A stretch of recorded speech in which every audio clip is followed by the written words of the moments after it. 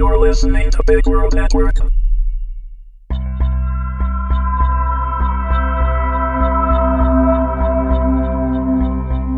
Incubus, Season 3, Episode 11. Written and read by Amanda Meuwissen. Iron, Nathan said through clenched teeth. The poison worked fast enough when Sasha wasn't fighting for his life and running a marathon. Jim, Sasha said firmly, shaking his head when the elevator doors opened. We have to wake him. And we will, after we get... He has some of the antidote in the room, Sasha insisted. He said it would be smart if he carried some too, in case... Sasha lifted his bleeding hands again. Okay, come on, Nathan said, guiding Sasha down the hallway with one hand around the incubus's waist for support. The room was dark when they entered, but they hadn't yet heard any sounds of galloping feet or the elevator returning. Jim, wake up! Nathan called to the figure planted face first into the pillow. He helped Sasha sit on the unoccupied bed and then went over to rummage through Jim's duffel. Wake up! He called again, glancing back briefly at Sasha. Any idea where he keeps the stuff? Sasha shook his head. Nathan spent all of 30 seconds looking through the bag before he gave up. Jim! He yelled right in Jim's ear. A groan responded, and Jim's arms came up like they were trying to swat Nathan away.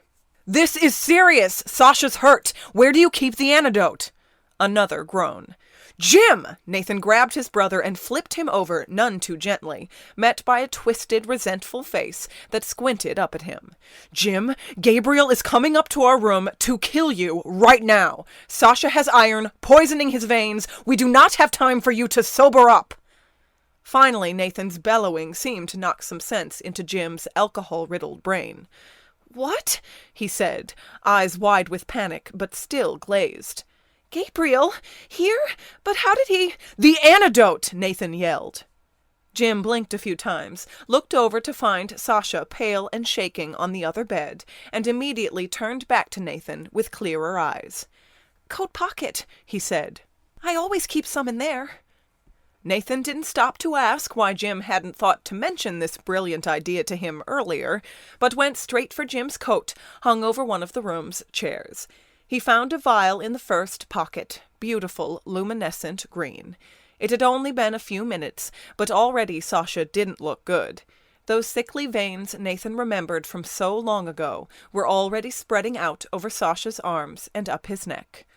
Opening the vial, Nathan poured some on his finger and ran it over the cut on Sasha's arm, watching it fizzle and disappear. He did the same to each of Sasha's hands, and then handed the vial to Sasha for him to drink the rest. Sasha's hands were still a little shaky, so Nathan had to help guide the vial to Sasha's mouth. Twice now, Sasha smiled as green fire shot through his body, and his eyes flashed red. My knight in shining blue jeans. Nathan snorted. Yeah, well, you saved me first. Gabriel might have gotten that shot off if you hadn't tackled him. Now let's go.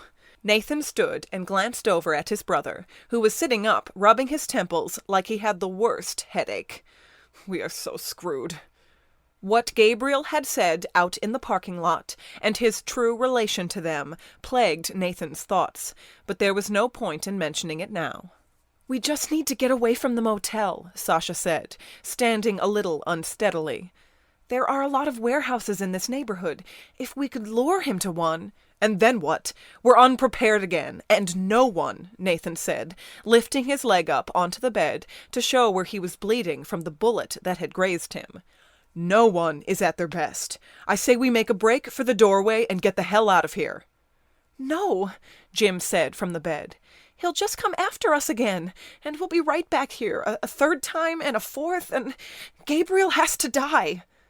His eyes flashed, not unlike Sasha's, the blue of them suddenly more intense. I could use my powers. Sasha's still stronger than any normal human, and you, well, we have weapons. Nathan tried not to roll his eyes at his inebriated brother. Yeah, we have weapons, and Sasha's strong. But Gabriel had a charm against your powers, Jim, remember? And Sasha's not exactly in perfect condition right now. I won't use the control stuff, Jim said, shaking his head a little too wildly. Maybe telekinesis? Nathan didn't have time to comment before one of the water glasses Sasha had set on the nightstand for Jim shot across the room and shattered against the wall. Jim grimaced. Maybe not. Oh, for crying out loud! Nathan said in exasperation, dropping to his knees in front of Jim and placing a hand on each of Jim's thighs.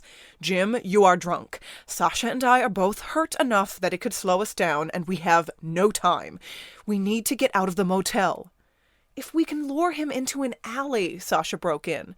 Somewhere we can hide, wait until he gets close, and then ambush him. No, Nathan said firmly.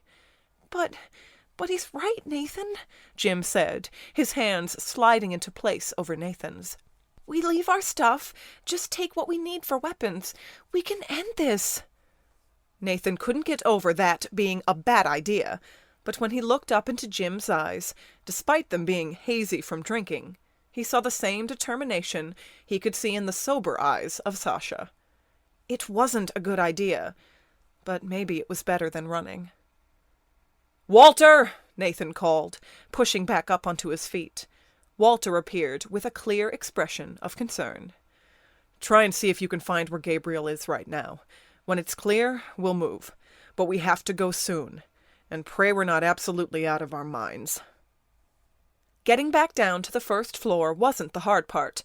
Walter couldn't be sure where Gabriel was, unable to sense him as anything different than any of the other normal humans tucked away in their rooms. But he could be sure where Gabriel wasn't, and led Nathan and the others out to the parking lot. Despite Nathan's slight limp now that his adrenaline was cooling, Sasha's fatigue from recent poisoning, and Jim's drunken stumbling, they made it outside without incident. Nathan had a gun hidden in his coat, with an extra clip in his pocket, and Sasha had a gun tucked away safely as well. Jim would have to do with what powers he could use, if any. The rest of their belongings they had left in their room. I don't see him, Sasha whispered, looking sharply around the parking lot. They walked with Jim between them, just in case he crumbled to the ground. Why doesn't that make me feel any better? Nathan said. The parking lot was empty of people. They had chosen a motel in that specific neighborhood because it was quieter and close to the Vale doorway. Nathan glanced at their car's tires, remembering the gatehouse. They looked fine. We can still make a break for it, he said. But our stuff, said Jim, looking up at the motel. It does seem a little too easy, said Sasha, bending over to look at the car more closely, as if he half expected to find a bomb hidden under the carriage. Walter? Nathan called. The way seems to be clear, Nathan, Walter said from nearby, though his expression was equally wary. Looking away from the car, Nathan noticed that Jim had started wandering out into the more open part of the parking lot. Jim was looking up, almost as if he was enjoying the few dim stars, but Nathan recognized the worried look on his brother's face. He's watching us, Jim said softly to the air. Then he jerked to the side, just in time as a bullet whizzed past his head and struck one of the cars behind him. Jim! Nathan called, racing for his brother. Sasha's voice yelled after him. Nathan, up there! Nathan risked a look back, but not before he had reached Jim and started pulling him aside. Gabriel was visible in a window on the 4th floor of the motel. Maybe he was even in their room, and he had his gun steadied on Jim. All Nathan cared about was moving fast and getting out of the line of fire, even with Jim's feet stumbling along beside him. He saw Gabriel disappear from the window soon after. Sasha indicated an alley up ahead. With Jim in tow, they quickly ducked down it. At what point did we think this would be a good idea again? Nathan said bitingly. He called ahead to Sasha in front of them. Any more brilliant plans, Starsky? Does that make me hutch or you hutch? Said Jim. How Jim could manage to still dodge a bullet on instinct was beyond Nathan. Sasha seemed to be looking for a place they could hide, which Nathan didn't really consider a better alternative to continuing to run. He'll have to regroup again, Sasha said. It'll be a moment before he can come after us and realizes where we went. Even if he does come down here, Nathan said, slowing his pace, since he was winded and Jim was heavy, even moving mostly on his own power. Do you have a plan, or are we just hoping for dumb luck here? He grabbed Sasha's shoulder when the Incubus stopped in front of him. Then Nathan realized what Sasha was staring at. A dumpster? Sasha grinned as he turned around. "Jim," he said slowly, "all I need you to do when I give the word is concentrate as hard as you can." 1 or 2 agonizing minutes passed before Gabriel's footsteps were heard running down the alley. He was otherwise very quiet, moving swiftly and precise. Walter was standing out in the middle of the alley, keeping watch for when Gabriel grew closer. Nathan could feel Sasha's breath on his hair as they waited, and Jim's more labored breathing against his cheek that smelled faintly of alcohol and lemon from the Long Island. They were huddled tight together on the hidden side of the dumpster, easily visible once Gabriel got past it, but not until he came further down the alley. Sasha had placed Jim's coat across from the dumpster against the other wall. If Gabriel took the bait, it wouldn't take him long to spot where they were hiding. "Where are you?" Gabriel said to himself in a harsh whisper. Nathan couldn't see him yet, but he assumed Jim's coat had been spotted. "He's here," Walter said, even backing up a step as Gabriel came into view. Across from them in the narrow alley, Gabriel reached down to pick the jacket up. If he turned just slightly, he would be able to see his quarry right there beside the dumpster. Jim's breath hitched, and Nathan tightened the hold he had on his brother's shoulders. Another moment. Just one more moment. "Jim, now!" Sasha yelled. The grating of metal on concrete was deafening. Jim focused one half-drunken, scattered thought on the dumpster, and, just like what had happened with the water glass in the motel room, the dumpster went flying fast and hard into the opposite wall. Gabriel leapt out of the way, just in time, faster than most men half his age would have been able to. The speed of the dumpster still managed to crush his hand, but that only removed him of his gun. It wasn't enough to hold him. Pulling his crushed hand free again, Gabriel soon realized that he was at the disadvantage, and took off running further down the alley. Nathan wouldn't have minded either, if Jim hadn't immediately jumped up to give chase. "Jim, no!" Nathan cried, amazed that Jim slipped so easily from his grasp. "We can't let him get away!" Jim called back. The alley cut off just ahead and turned into darkness, swallowing Gabriel and Jim like a hungry creature. Nathan had no idea where it led, but immediately got to his feet to follow. Not even pausing to look back at Sasha, though Nathan knew the Incubus was hot on his heels, he hurried to catch up to where Gabriel and Jim had disappeared. As soon as he turned the corner, he saw that the alley opened up into a comb of others, splitting in several different directions that were equally dark from lack of street lamps. The whole throng of alleys led into the warehouse district, and any of the passages seemed as likely as the next. Nathan was about to pick one at random when Sasha grabbed him from behind. "I have a better idea," Sasha said, pointing up at the tall building they were next to. "Better vantage point. Climb on." Sasha positioned himself as if to scale the wall, despite there being absolutely nothing he could use as leverage. What?" "Just hang on to my back," Sasha insisted. He pulled back one of his hands, and it morphed seamlessly into dangerous claws, just before he punched his taloned fingers into the brick of the building. Nathan did not like this idea, but they didn't have time to stop and discuss other possible routes.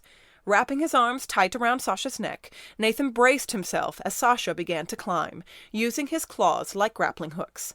These alleys were too narrow for Sasha to get any kind of wingspan without starting higher. Despite feeling frighteningly weightless, Nathan knew that as long as he didn't look over his shoulder at the ground below, he could handle the height. Of course, that didn't stop him from curling his legs around Sasha's waist for extra support. "Climb over me," Sasha said once they had reached the top. Nathan obliged, carefully climbing off of Sasha and over him onto the roof. Sasha hoisted himself up easily, and his claws faded back into smooth, pale hands. "Can you see them?" Sasha asked, coming to stand beside Nathan as he stared down into the maze of alleyways below. Light was meager, but movement was easier to make out from their new height. After a few moments, Nathan spotted what looked very much like 2 running figures down one of the alleys leading to a larger building. "There! Come on!" Nathan said, turning to head back to the ledge they had come from. "Wait! We'll never catch them on foot," Sasha said. but now that we're high enough... Nathan turned to look back at Sasha and saw the gradual shift as Sasha's clothing faded and his full Incubus features took over, the horns gently curling, the wings out and ready. There was still some obvious fatigue in Sasha, but not the way it had been the night Jim almost killed Sasha with a knife to the stomach. Sasha held a claw out toward Nathan, smiling. "Come on, we have to hurry." "Hang on," Nathan said. "You go. I can just walk." "Nathan." "You can catch them. Don't worry about me." Nathan would have backed up a step if he didn't know the edge of the roof was close beside him. Sasha looked incredulous in a way that didn't fit his Incubus form at all, and moved toward Nathan with all intentions of grabbing him. "This is me, Nate, okay? I'm not going to drop you." "Yeah, well, the plane's not going to crash either, but every once in a while, bam!" Nathan said, his arms stiff as Sasha took hold of them and started pulling him toward the edge. "Nathan," Sasha said chidingly, "I'm not going to drop you."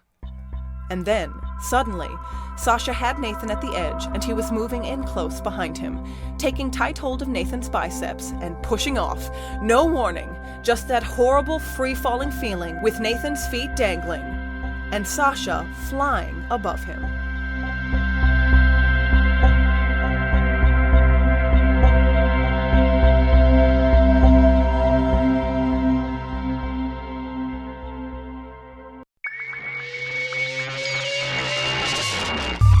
You're listening to Big World Network.